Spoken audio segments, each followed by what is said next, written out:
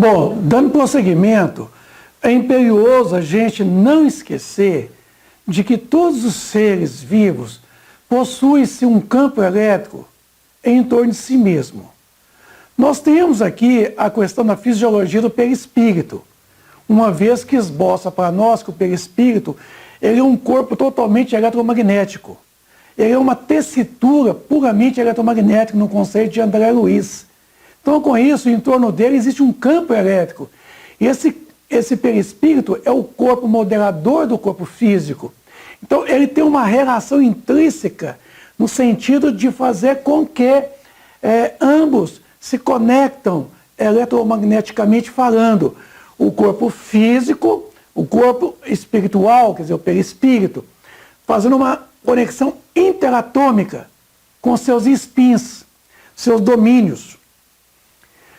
Nós temos, além do perispírito, nós temos uma terminação dele com a parte mais grosseira do corpo físico, da qual André Luiz chamou de duplo etérico. É uma acoplagem do perispírito à matéria densa do corpo físico. Então, ele é um corpo vital, quer dizer, é um corpo de energia, puramente energia eletromagnética. E quando o perispírito, ele se irradia além do corpo físico, ele forma em torno do corpo físico uma aura, quer dizer, uma orla luminosa, de acordo com o estado emocional do espírito. Essas cores vão variar do vermelho até o azul, até o branco, de acordo com o estado emocional. Então essa aura é justamente a irradiação eletromagnética do perispírito, além da matéria densa, além da matéria do corpo físico. Todos nós possuímos os minerais, as plantas, os animais irracionais e o homem.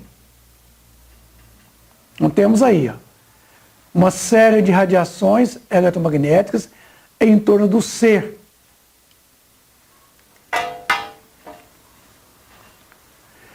Para entender a questão do perispírito, é só a gente lembrar a questão do eclipse do Sol. Isso. O Sol, ele irradiando sua luz, a Lua interpõe entre o Sol e a Terra, formando então esse disco negro que vocês estão vendo aí, e além desse disco negro, nós temos a irradiação do Sol. O perispírito é mais ou menos assim. O perispírito como se fosse o eclipse do corpo espiritual, perispírito, pelo corpo físico. É uma forma de eclipsar a radiação do perispírito além do corpo. Por isso nós estamos vendo aí essa aura em torno, isso, do corpo físico. É aquilo que vai além do corpo físico. Chamamos de aura. Eflúvios. Os eflúvios são fluidos irradiados do perispírito, podendo ser pelas mãos, pelos pensamentos, enfim. Os eflúvios são aqueles fluidos que nós emitimos. O quer dizer fora. Fluidos fora de nós. Na hora do passe, nós emitimos eflúvios. Aí são a aura de animais, das plantas. Está vendo? Na hora do passe, nós estamos vendo aí, na hora do passe, a aura irradiante, isso, tanto do paciente quanto do próprio médium. Eu quero também chamar a atenção de você, amigo internauta. Nós vamos tratar aqui da câmara Kirlian. Nós temos aqui radiações de um dedo indicador de um paciente que estava em condições regular emocionalmente. Uma outra irradiação Kirlian da aura de um dedo indicador dessa mesma pessoa em outro momento, em outras circunstâncias. Seu estado emocional não era bom. Aqui, ainda, em outro momento, uma radiação boa. Notem vocês que o azul ele carrega para uma frequência mais alta, indicando que o estado emocional do paciente era ótimo. Aqui nós temos aqui a radiação de uma flor de uma planta, chamada sabugueiro. Notem vocês que a radiação das plantas, inclusive uma planta medicinal, o sabugueiro, o quanto é limpo a radiação, o quanto realmente é lindo a radiação, é totalmente assim, pura. Ela não tem realmente um estado emocional. Aqui de uma planta, de uma folha, de um pé de limão que foi fotografado e colocado, né? E vocês podem notar que a luz magenta denota que já havia uma certa deficiência física na própria estrutura da folha. Aqui um galinho de funcho, que é aquele remédiozinho que se faz o chazinho para dar criança para a dor de barriga de um bebê. Aqui já foi um dente de alho. Aqui nós pegamos uma tanajura, aquela formiga de asas que voa, né? Quando se dá uma chuva, depois da chuva se passa e abre um sol quente, essas formigas que saem do solo, né, do chão, ali os cupins, criam-se asas, saem voando. E em alguns casos, a mãe, quer dizer, a rainha, a tanajura, ela sai, e aqui nós pegamos uma tanajura e colocamos na máquina Kircher. E fotografamos, você pode notar a radiação do bumbum, quer dizer, a parte maior da tanajura, emitindo uma radiação esplêndida. Minutos depois, tá vendo? Então se compara nessa com essa de cá, mostrando uma diferença de luz, de amplitude, de radiação. Aí, já estava morrendo. Notem vocês que houve uma diminuição das cores. Em torno de todo o corpo físico humano ou de um animal, esse campo elétrico, ele se irradia profundamente. Aqui eu tenho vamos ver então o uso do eletroscópio eletrônico para detectar esse campo. Então, em torno de nós existe uma eletrosfera, quer dizer, uma atmosfera elétrica em torno de todo o corpo humano. Vejam vocês ali o campo da irradiação, isso, desse campo elétrico, inclusive do próprio coração, que ele emite um campo elétrico enorme, para além do corpo físico. Então, essa irradiação eletromagnética, ela é justamente devido ao uso de quê? Da acoplagem do perispírito com o corpo físico.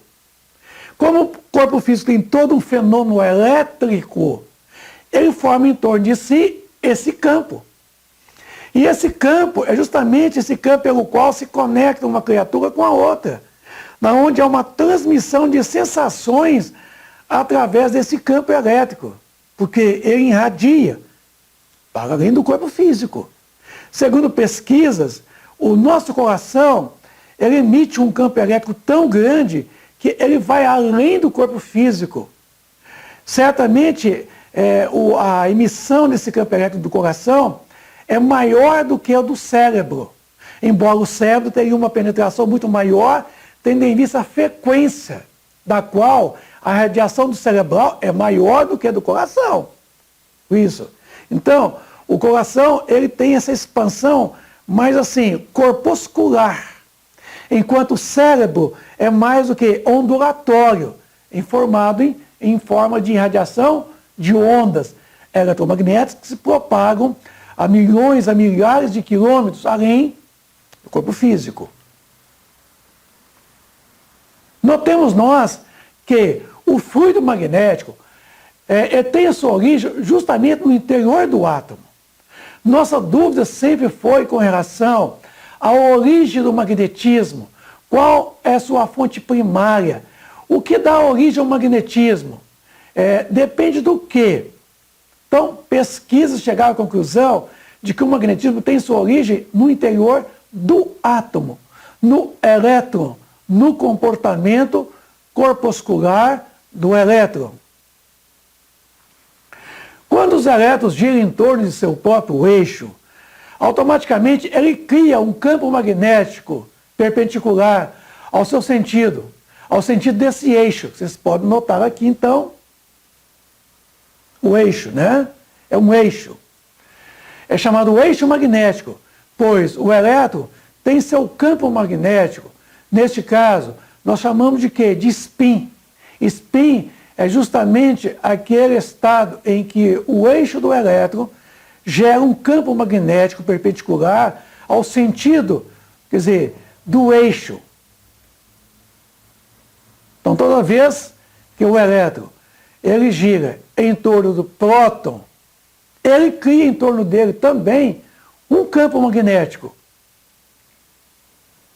Quando então uma partícula elétrica se desloca numa trajetória, gera-se um campo magnético perpendicular à direção da trajetória dessa partícula elétrica, que por sua vez faz com que a partícula elétrica ela seja impulsionada, prosseguindo sempre a sua trajetória à frente.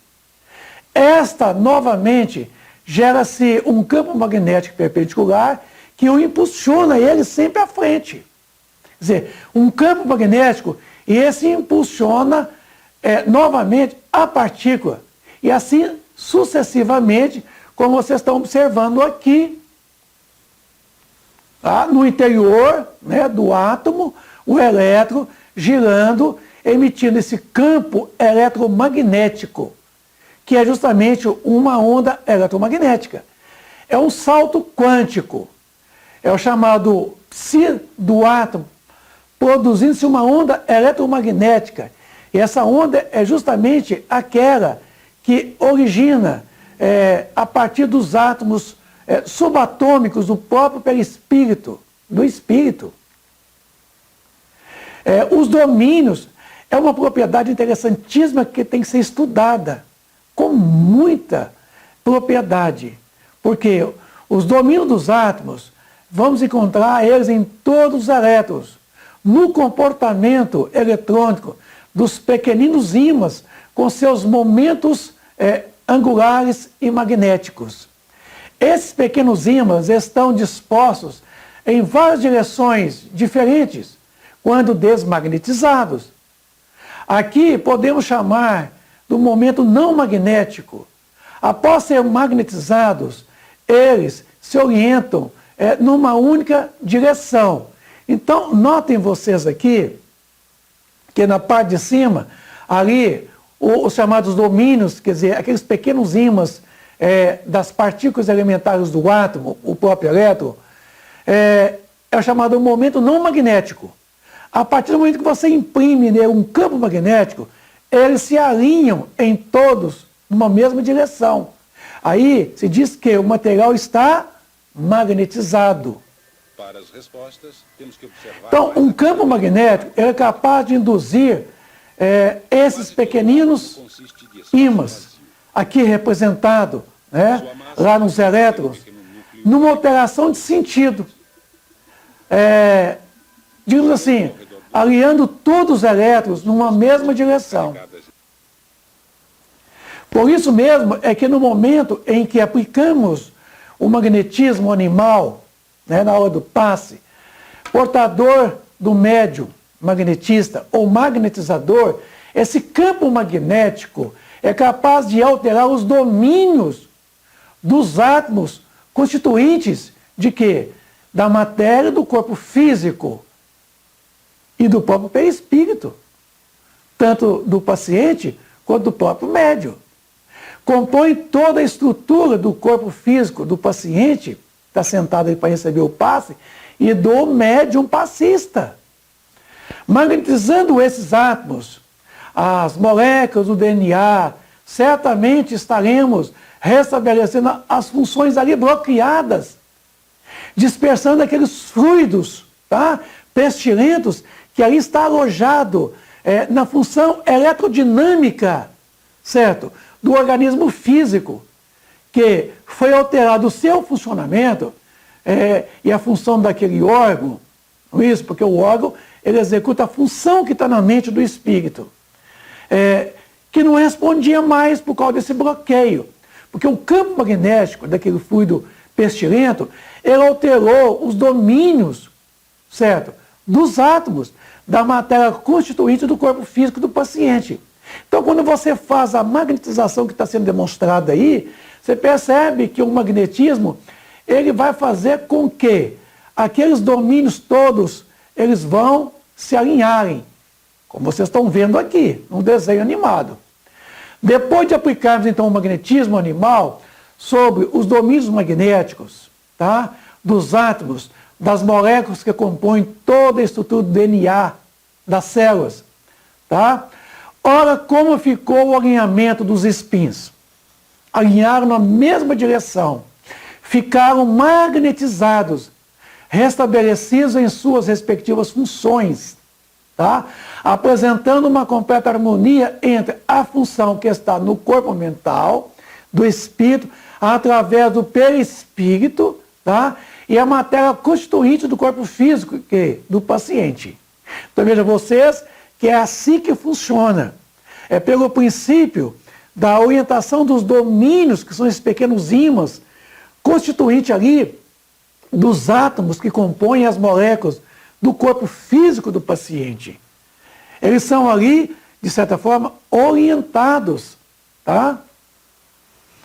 Na nota, após a pergunta 60 do Livro dos Espíritos, Allan Kardec deixou muito claro: morrendo o ser orgânico, os elementos que o compõem experimentam novas combinações, que formam novos seres, os quais tiram da fonte universal, quer dizer, do fluido universal, o princípio da vida e da atividade, que o absorvem e o assimilam para devolvê-lo à mesma fonte, que é o fluido cósmico universal, quando deixar de existir pelo fenômeno da morte. Então, pela morte, os seres vivos orgânicos devolvem, então, todo esse fluido assimilado durante a sua vida. Devolve à mãe natureza, ao fluido cósmico universal. Então, os órgãos nossos, quando estamos vivos, o corpo, está, por assim dizer, impregnados de um fluido vital, que é esse fluido magnético. Esse fluido dá a todas as partes do organismo físico, do corpo físico, as atividades que os unem em certas lesões, o dispersam, o desagrega e restabelece as funções momentaneamente, que estão ali suspensas. Então, através desse fluido vital, é que as funções elas são restabelecidas e mantidas, mantendo a vida. Qualquer comprometimento físico, levando a esse órgão à morte, certamente haverá uma desvitalização dessa parte do corpo físico. E talvez até o próprio corpo inteiro morre. Mas quando os elementos essenciais ao funcionamento dos órgãos estão destruídos e muito profundamente alterados, o fluido vital ele é impotente para transmitir o movimento da vida. E o ser morre, quer dizer, o corpo morre. A alma não. A alma então deixará esse corpo, que não tem condições de vida, porque a função do espírito é animar um corpo com vida. Um corpo sem vida não pode ser animado pelo espírito. O espírito só pode animar um corpo que está com vida. Os órgãos reagem intrinsecamente, mais ou menos, necessariamente, uns sobre os outros, tá? E da harmonia do conjunto, né, resulta essa ação recíproca, essa ação de uma troca do interior para o exterior, do exterior para o interior. Então, são sinergias que se trocam no processo da vida. Chama-se homeostasia, que é justamente essa relação de equilíbrio num sistema completamente aberto. Quando uma causa qualquer destrói essa harmonia, suas funções cessam, com o movimento de um mecanismo cujas peças principais estão desarranjadas. Tá? Então, os órgãos ali estão numa completa harmonia, temos saúde. Quando há uma desarmonia, um desarranjo entre essas funções, então eles se desagregam e dispersam. É tal como um relógio que se desgasta com o tempo ou se desconjunta por acidente, no qual a força motriz ela fica impotente para pôr em movimento. Temos assim uma imagem mais exata da vida e da morte num aparelho elétrico. Esse aparelho recorre à eletricidade, como em todos os corpos da natureza, estando o quê? essa eletricidade latente. Vocês estão vendo aqui exemplo de um radioreceptor, de preferência muito antigo. Os fenômenos elétricos só se manifestam quando o fluido é posto em movimento por uma causa especial. Então, o nosso corpo físico, ele tem todo um eletrodinamismo, quer dizer, ele tem um fenômeno puramente elétrico. O sódio, o potássio, o cálcio tem uma função muito importante no sistema, quer dizer, da eletrólise do organismo físico, nessa troca de íons, quer dizer, nessa troca de elétrons, fazendo com que todo o corpo físico ele tenha uma eletricidade chamada Galvani, em homenagem a Luigi Galvani, quem o descobriu, esse magnetismo animal, essa eletricidade animal que circula em todo o corpo físico. Aí, ó.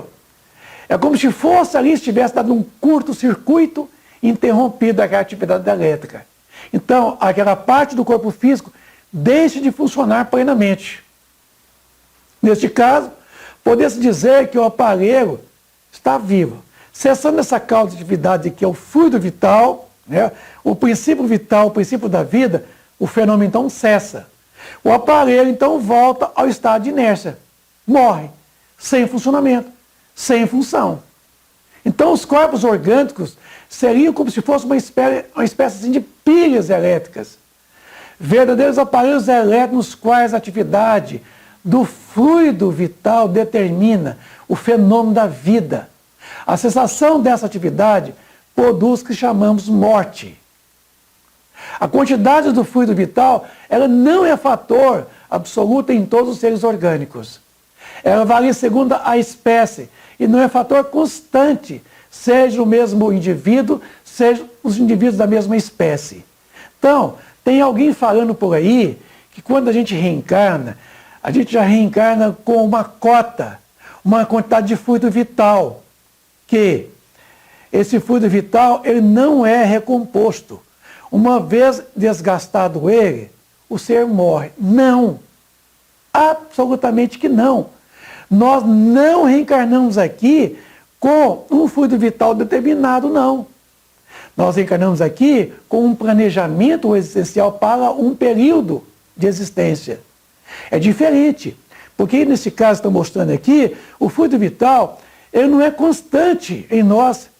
Ele depende da absorção dos elementos que o contém. Então, ele não é constante em nós, ele altera, ora está mais, ora está menos. Se ele está mais, ele restabelece a saúde, a plenitude da vida. Se ele caiu o tônus, aí vem a enfermidade, até mesmo a morte, o comprometimento físico do corpo físico. Existem alguns que são, por assim dizer, saturados deste fluido, enquanto que outros dispõem apenas de uma quantidade suficiente para manter a vida. Aí, todos os seres, então, possuem esse fluido vital, esse princípio vital, esse princípio da vida animal. Daí, para alguns, a vida ela é muito mais ativa, muito mais abundante, vibrante, de certo modo, superabundante. Aí, saúde. A quantidade do fluido vital se esgota. Pode vir a ser insuficiente para manter a vida. E se não é renovada pela absorção e assimilação dos elementos que o contém, tá? Esse elemento é importante colocar, que depende da água que nós bebemos, da comida em que nós ingerimos, do ar que nós respiramos, das radiações oriundas do Sol, oriundas da Terra, do interior da Terra, oriundas dos astros, das estrelas, dos sóis. Nós absorvemos esses fluidos que são assimilados pelo centro de força esplênico e o coronário. Então, vida depende da respiração, da alimentação. Não alimentação de vazia. André Luiz, no livro Missionários da Luz, ele coloca que o sustento do nosso corpo físico se dá através do ar atmosférico, numa proporção de 70% do sustento desse corpo físico está no ar físico, esse ar atmosférico que nós respiramos. Então veja a importância de que não é espanturrar o estômago, a barriga de comida, que é sinônimo de vida. que é sinônimo de saúde. Importante falar dessa situação chamada catabolismo. O catabolismo é o fenômeno da absorção das energias, em que o nosso corpo físico, pelo processo da glicólise, pelo metabolismo, que é o fenômeno da glicólise, o catabolismo, no caso aí, não, vamos repetir. Anabolismo é a chamada absorção da energia. O catabolismo é a liberação dessa energia. Então, tanto o anabolismo quanto o catabolismo está ligado ao nosso metabolismo.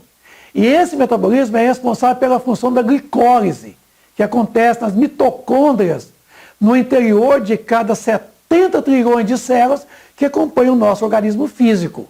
Então, vejam vocês que quando nós, pelo anabolismo, nós então absorvemos energia e convertemos ela através do fenômeno das proteínas, a formação de quê? Dos aminoácidos, e esse é responsável pela formação das células do corpo físico.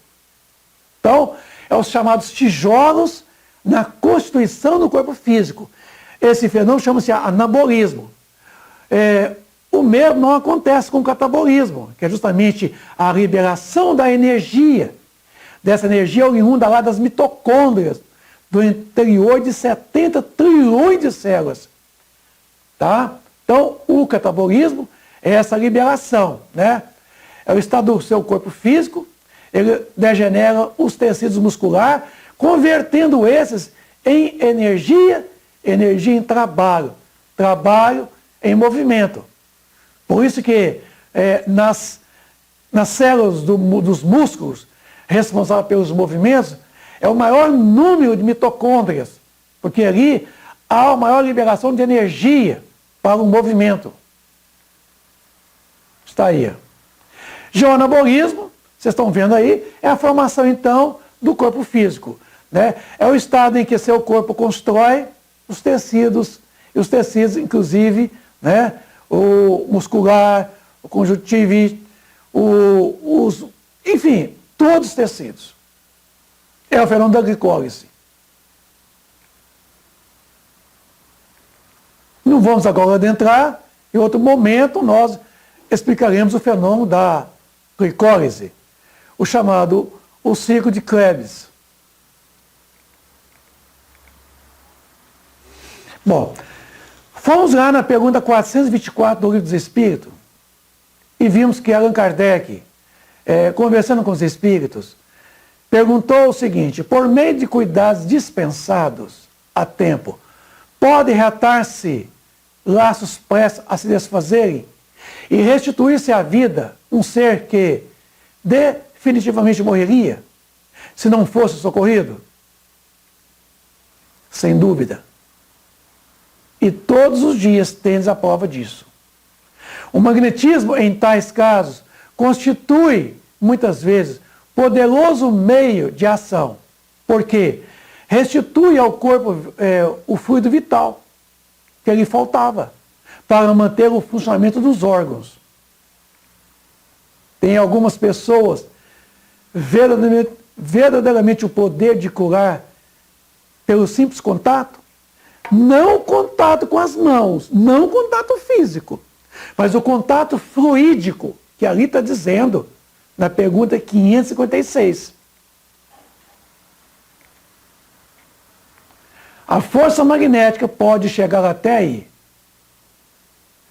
quando secundada pela pureza dos sentimentos e por um ardente desejo de fazer o bem, porque então os bons espíritos lhe vêm em seu auxílio, em auxílio do médico, como vocês estão vendo aí, em auxílio do paciente, nesse fenômeno do passe. O passe em si ele é uma transfusão de energias fisiopsíquicas, operação de boa vontade, dentro da qual o companheiro do bem cede si mesmo em teu benefício. Do fluido vital animal que os espíritos assistentes não possuem, pois o passe é uma transfusão de energias fisiopsíquicas. Isso quer dizer, fluidos em forma de corpúsculos, quer dizer, fisiológico, do corpo físico do médium. Neste caso, né, os médios, as energias eletromagnéticas do espírito. Tá? Vocês estão vendo aqui, o mentor, ele doa a energia eletromagnética, é ondulatório o fenômeno. Enquanto, o caso aqui, vocês estão vendo aqui, o médium, ele doa os corpúsculos, quer dizer, magnetismo animal. Junta-se os dois, há uma fusão, e essa então é transferida ao paciente para repor a sua vitalidade.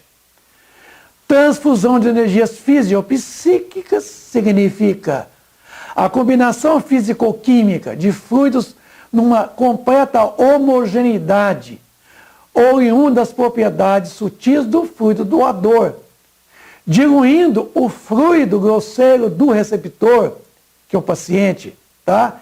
Lhe proporcionando qualidades que esse não detinha, tá?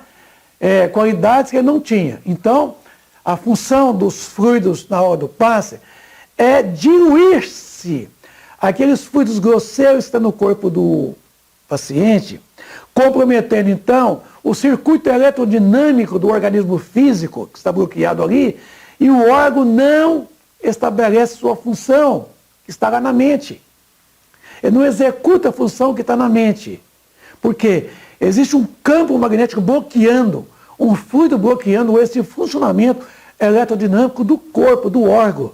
Então, quando você vai espargir a energia na hora do passe, esse vai aspergir, ele vai diluir, ele vai modificar os spins dos átomos, das moléculas constituintes do corpo físico do paciente, orientando então os chamados domínios dos átomos, das moléculas, da matéria do corpo físico do paciente, restabelecendo assim, através dessa magnetização. Na opinião do Espírito Emmanuel, fluidos físicos são fluidos corpusculares, oriundos do médium. Fluidos psíquicos são eletromagnéticos, ondulatórios, oriundo do assistente espiritual do médium, o chamado terapeuta espiritual que vocês estão vendo aqui, tá? Auxiliando o médium e o próprio paciente. Então, o passe, podemos dizer que existe o passe quântico, né? Aquele passe que, de certa forma, nós temos, quer dizer, tanto o fenômeno corpuscular quanto o próprio fenômeno ondulatório. Porque a transfusão de energias fisiopsíquicas é o passe quântico. Significa a combinação físico-química de fluidos numa completa homogeneidade, oriunda das propriedades sutis, quer dizer, de um eletromagnético, né, do outro, corpuscular, vice-versa. Esses podemos chamar, então, dessa combinação homogênea desses dois fluidos, né, o passe quântico. Seja esse comportamento, ele é puramente ondulatório e corpuscular. Ondulatório porque ele parte a forma de ondas do mentor espiritual do médium e do organismo do médium, que é corpuscular. Se misturam, se fundem e se fundem com o magnetismo no organismo do paciente que vocês estão vendo aí. Então, vai dar ao organismo do paciente propriedades que ele não detinha antes. Tá? Vai restabelecer as funções, certo? Daqueles órgãos, executando as funções que estão na mente do espírito. André Luiz, no livro Nos Domínios da Mediunidade, ele diz que o passe é uma transfusão de energias alterando o campo celular. Vocês estão vendo aqui onde é que está atuando o magnetismo do médium e do seu assistente. Lá no interior da célula. Inclusive no núcleo, porque ali está a função instintiva daquela célula, ali está a formatação da função dela, na execução do seu trabalho do corpo físico, no corpo físico, no órgão, no corpo a qual o espírito habita o corpo físico. Então, é lá no núcleo é que está realmente a função dessa célula. Ainda, nós podemos ver que, unicamente, para não deixar isso de mencionar, falaremos aqui desta espécie de médium, porquanto o assunto exigiria um desenvolvimento muito maior e excessivo para os limites em que precisamos ater-nos. Então, lá no capítulo 14, no item 176 do Livro dos Médiuns, Allan Kardec trabalhou com a espiritualidade no sentido de buscar as informações que vamos ver a partir de então. Sabemos aos demais que um dos nossos amigos espirituais, médico, se propõe a tratá-lo ele em uma obra especial sobre a medicina intuitiva. Bom, vamos deixar para lá então. Digamos apenas que esse gênero de mediunidade que vamos falar consiste principalmente no dom que possui certas pessoas, vamos deixar muito claro, de curar pela simples imposição das mãos. O toque, mas não o toque físico com as mãos, mas o toque de fluidos. Também pelo olhar, o gesto do olhar, tá? Mesmo por um gesto. Ele disse gesto, esse aqui é um gesto, e não falou gesticulação. Preste bem atenção, amigo. Ele não falou gesticulações, ele falou gesto. Como ensinou Jesus, impor as mãos. Isso é um gesto. Ele não falou gesticular, ele falou gesto, tá? Sem o concurso de qualquer tipo de medicação, tá? Sem qualquer tipo de remédio. Dir-se-á, sem dúvida, que isso não é mais do que um magnetismo humano, animal.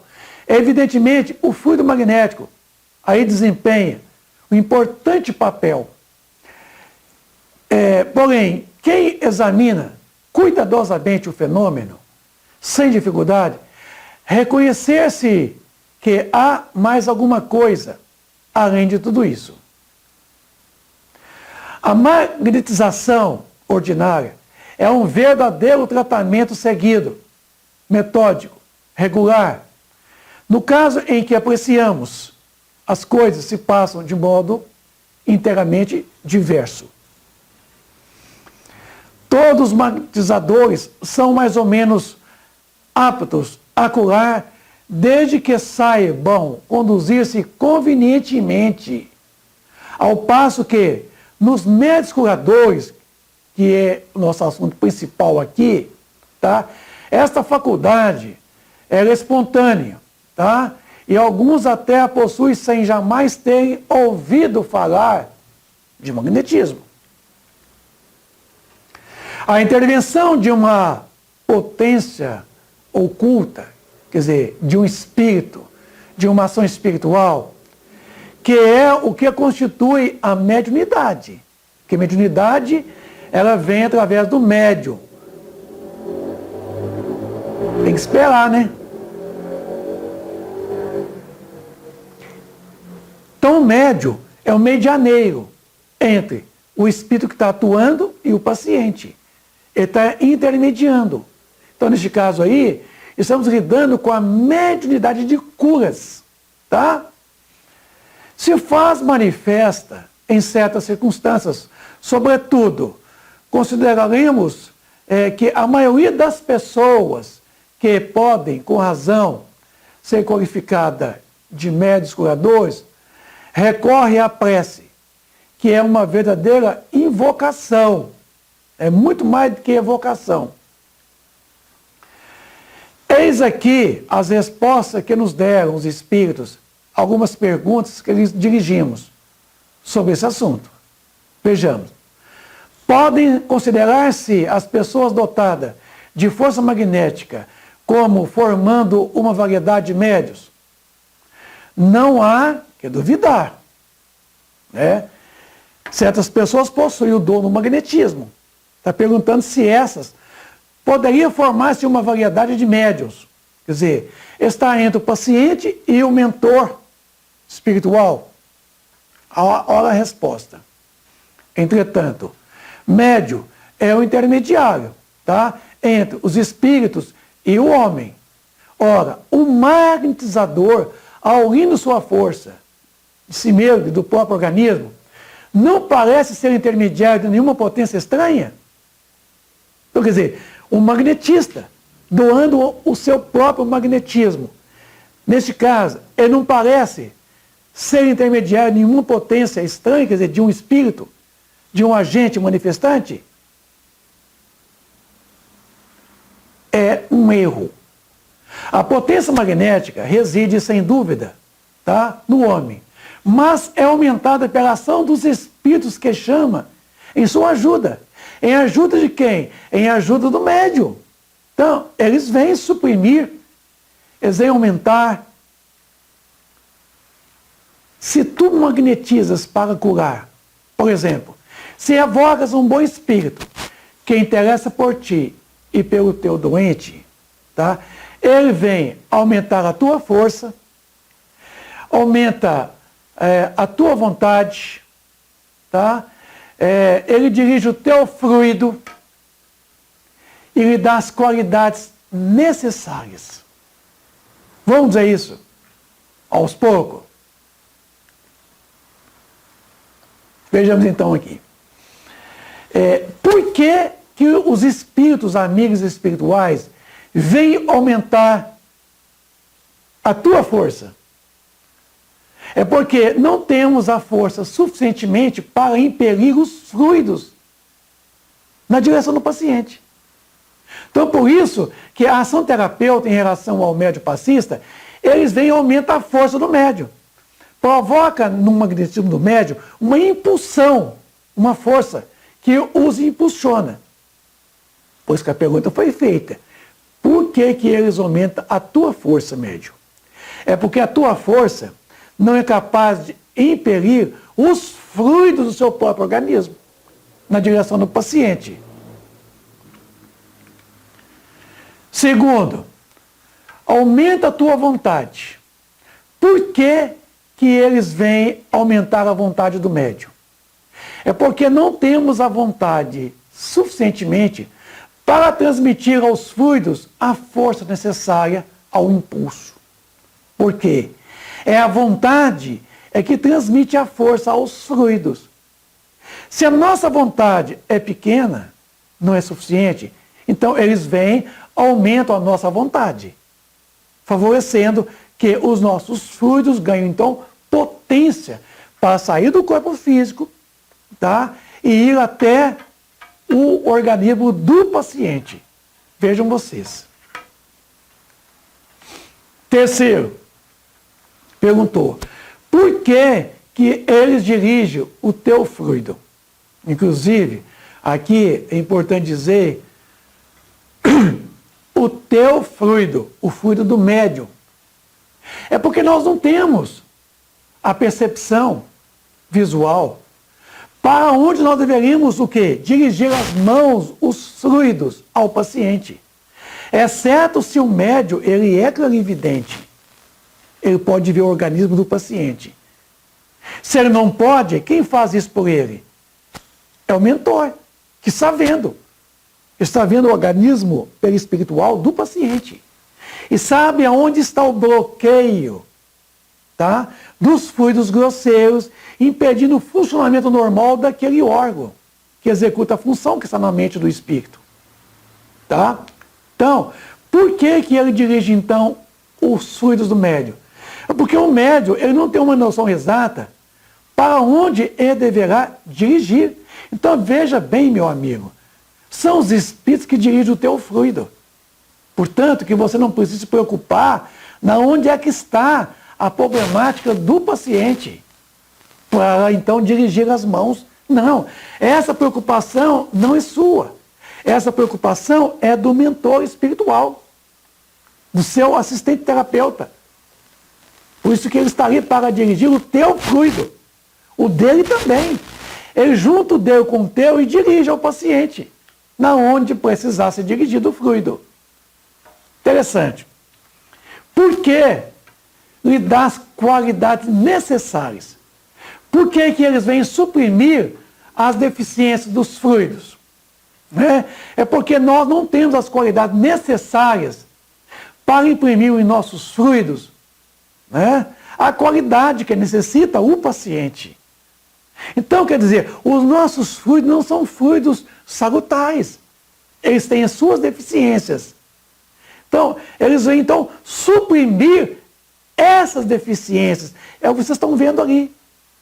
Eles misturam os fluidos com os fluidos do médio, os fluidos do médio com os fluidos do paciente, tá? Dando a eles as qualidades necessárias. Bom, 4 coisas.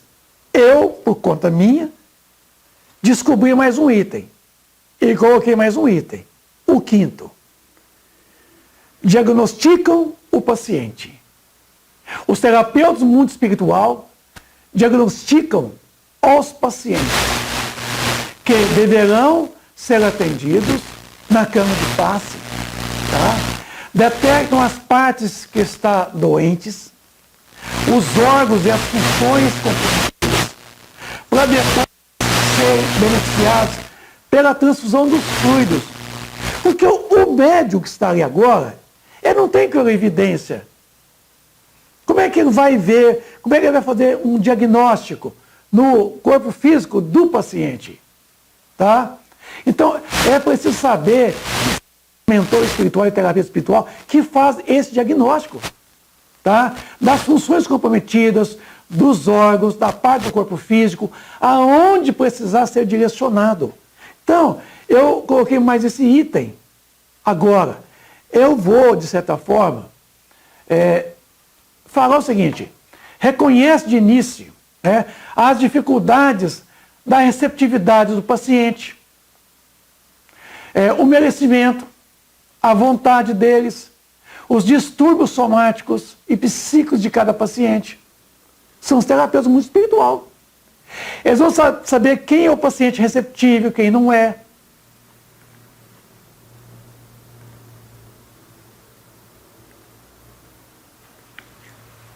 Vem cá. Se eles fazem 5 coisas por nós, aumenta a vontade do médium, aumenta a força dele, dirige os fluidos do médium e suprime as qualidades do médium e faz o diagnóstico, o que você, médium, faz neste caso? Então, livre-se da pretensão de que você é a força mais importante, é a peça mais importante na hora do passe, no processo do passe, da transfusão, tá? Ela acontecerá com você, sem você, apesar de você, porque existe o método do passe espiritual, porque a espiritualidade pode muito bem trabalhar a sua revelia, tá? Aproveitar de médios sem saber que estão ali ao redor da casa espírita. Os vizinhos, eles vão lá, retiram dele fluidos, animal, magnetismo animal, misturam com um deles e vai espargir sobre o paciente. Então, para com essa vaidade tola, achar que você é a peça mais importante na hora do passe. No fenômeno do passe, você não passa sequer de um doador do seu magnetismo animal, que o mentor não possui, você possui. Que ele retira de você a quantidade exata, sem te causar prejuízo, dá as qualidades nele e dirige ao paciente. Perguntou ainda: há, entretanto, bons magnetizadores que não creem nos espíritos? Pessoas, então, que os espíritos só... Pensas, então, que os espíritos só atuam nos que creem neles? Os que magnetizam para o bem são auxiliados por bons espíritos. Todos os homens que nutrem um sentimento, um desejo do bem, os chama sem dar por isso, do mesmo modo que pelo desejo do mal. É a mesma coisa. Pelas más intenções, chama os maus. Então, é pelo pensamento que nós os concitamos. Isso, os bons. Assim como as pessoas más também concitam os inferiores para a sua companhia. Agiria com maior eficácia aquele que tem a força magnética, acreditado na intervenção dos espíritos? Fariam coisas consideradas verdadeiros milagres, quer dizer, coisas surpreendentes. Há pessoas que verdadeiramente possuem o dom de curar pelo simples contato, sem o emprego dos passes magnéticos? Certamente. Não tem nisso múltiplos exemplos? Neste caso, há também a ação magnética ou apenas a influência dos espíritos. Uma e outra coisa. Essas pessoas são verdadeiros médios, pois que atuam sob a influência dos espíritos. Tá? Isso, porém, não quer dizer que sejam quais médios curadores, conforme os entendeis. Pode transmitir esse poder? O poder não, mas o conhecimento que é necessário para exercer, sim, quem o possui. Não falta quem não suspeite sequer de que tem esse poder, se não acreditar que ele foi transmitido. Então, vai depender de um de outro. Tá? Não vai faltar, né? Achar que alguém transmitiu esse poder. O poder não. O conhecimento é nosso papel de espírito orientar e formar os médiuns. A proposta espírita, meu amigo, não é bem o passe, as curas, embora nós utilizamos dentro da casa espírita, ainda por uma necessidade do momento, em que a humanidade quase toda é enferma e vive uma patologia, né, reincidente a tempo todo. Então, a proposta espírita é justamente estabelecer ou restabelecer a saúde, que é essa completa conexão com Deus, essa harmonia com o Criador.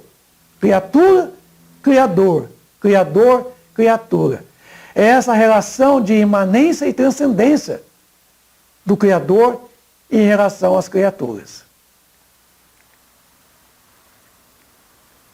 A saúde é justamente a completa harmonia dos 7 centros vitais, estabelecendo o equilíbrio espiritual, porque eles estão a nível de perispírito com o corpo físico. Notem vocês aqui que o coração ele está entre os 3 centros de força para cima e os 3 centros de força para baixo. Então, o coração é o centro vital dos sentimentos. É ali que existe a linha de equilíbrio dos centros vitais de cima, que regula mais a parte cognitiva, intelectiva, mental, eletromagnética do espírito, com a parte mais corpuscular, mais associada ao corpo físico, às funções vitais do próprio corpo físico, que é justamente o esplênico, o umbilical e o genésico. Então, veja bem que a saúde é justamente esse equilíbrio que o centro coronário tem com relação coronário e o cardíaco, tá? E os demais outros centros vitais.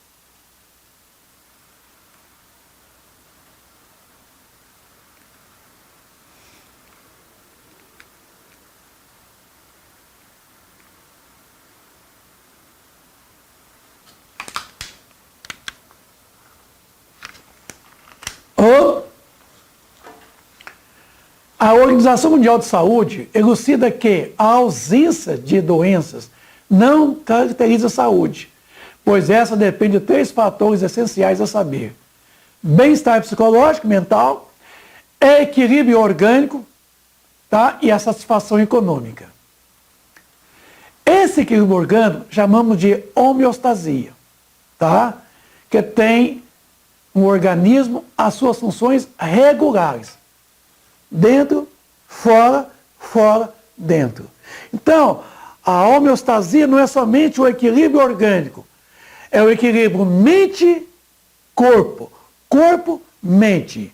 É o velho aforismo egípcio. Mensana corporal insano.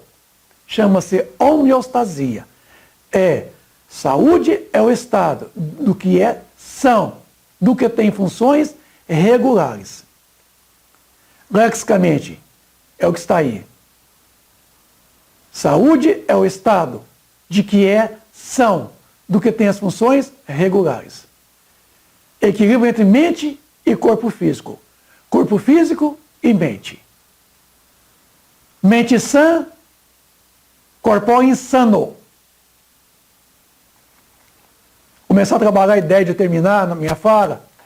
Quem procura normalmente os centros espíritas para consolação e não se renova dia a dia, permanecem no sofrimento e na dor. Esse é um pensamento da Dora Encontre, que coloca da importância da renovação mental do ser, do espírito. Porque aquelas pessoas que somente procuram o centro espírita para receber o passe, consolações, mas não muda as atitudes, permanece no sofrimento e nas dores. Paulo de Tarso, aos Coríntios 2, diz o seguinte: ainda que o nosso homem exterior se corrompa, o interior, contudo, se renova dia a dia. Então, renova-te sempre, homem, o seu interior. Ajuda-te e o céu te ajudará.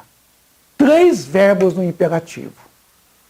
Pedi, se vos dará. Buscai e achareis. Batei a porta e a porta a vos abrirá. Porque tudo aquilo que pede, recebe. Quem procura, acha.